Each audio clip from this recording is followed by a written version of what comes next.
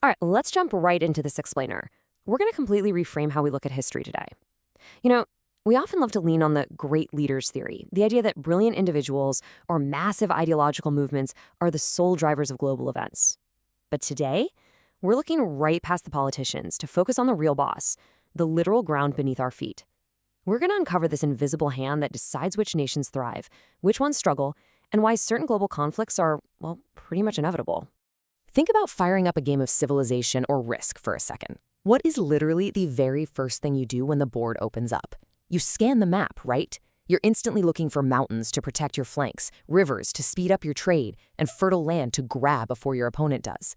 Well, it turns out real-world global power dynamics work exactly the same way, just with infinitely higher stakes. So here's our roadmap for today's explainer. We'll start with 1, the boss, geographic power, move to 2, winning the geographic lottery, followed by 3, the geography of fear.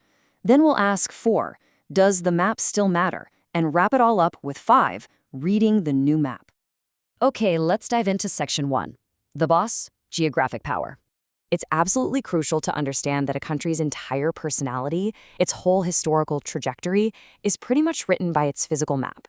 Geopolitics is the lens that shows us a nation's grand strategy isn't just born out of sheer ambition. It's heavily constrained and directed by its physical environment. So whether a country focuses on building a massive navy or maintaining a giant standing army, that's rarely just a choice. It's a geographic mandate.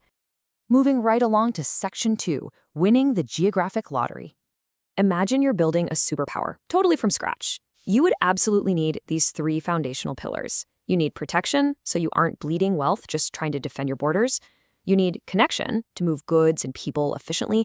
And obviously, you need resources to actually power your growth. Very few places on Earth give you all 3. But what happens when a country actually hits the jackpot? Well, there's one glaring exception here. The United States won the geographic lottery in a way that honestly feels a little unfair.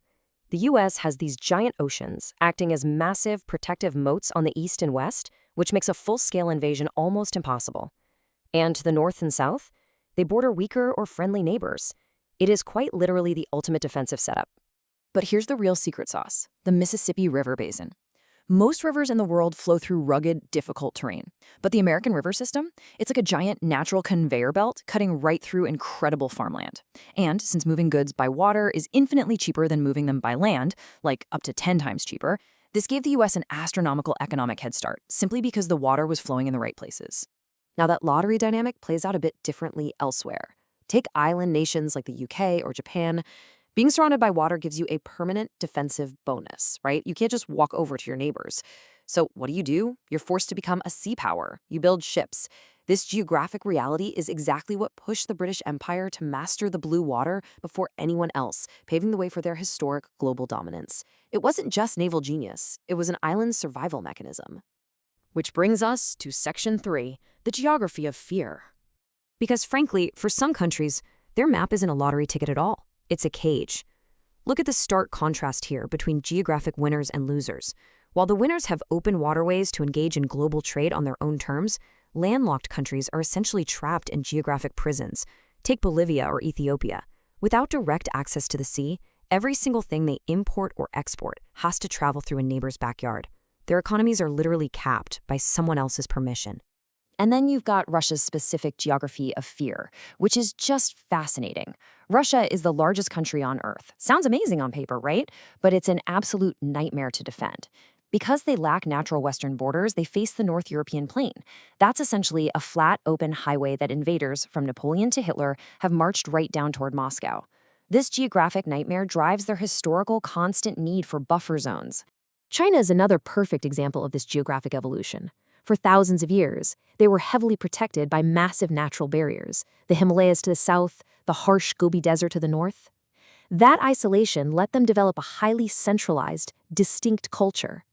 But today, as they transition into a modern global power, they're facing severe geographic bottlenecks. They're entirely boxed in by the first island chain, a whole network of islands stretching from Japan down to the Philippines that happen to be controlled by their rivals. There's this quote that hits the nail on the head. It's like being in a room where someone else holds the key to the door. It perfectly captures China's current challenge. Think about it. When you need to project power or secure trade routes, but your rivals control the physical chains of islands blocking your access to the open ocean, you are functionally trapped. This reality dictates so much of the complex maritime tension we see in the news today. Let's pivot to Section 4, Does the Map Still Matter? Now, you might be sitting there wondering, okay, but we have planes, satellites, and the internet now. Does physical dirt and water really matter anymore?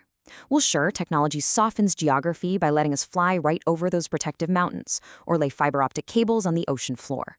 But we can't escape physical reality. We still live in physical bodies that need physical resources. You simply cannot digitize a barrel of oil, and there's no way to download a ton of wheat. The tangible things keeping civilizations alive still have to physically move across the map. And check out this absolutely staggering fact.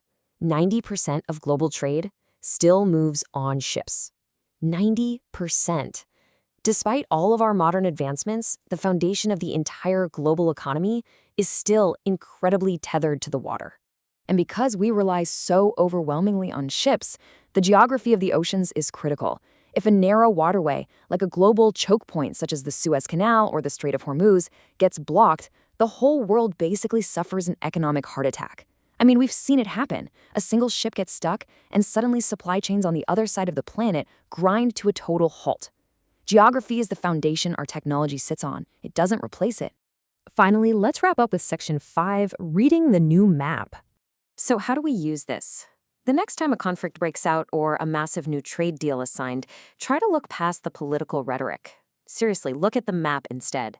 Find the mountains, trace where the rivers flow, and locate the critical resources.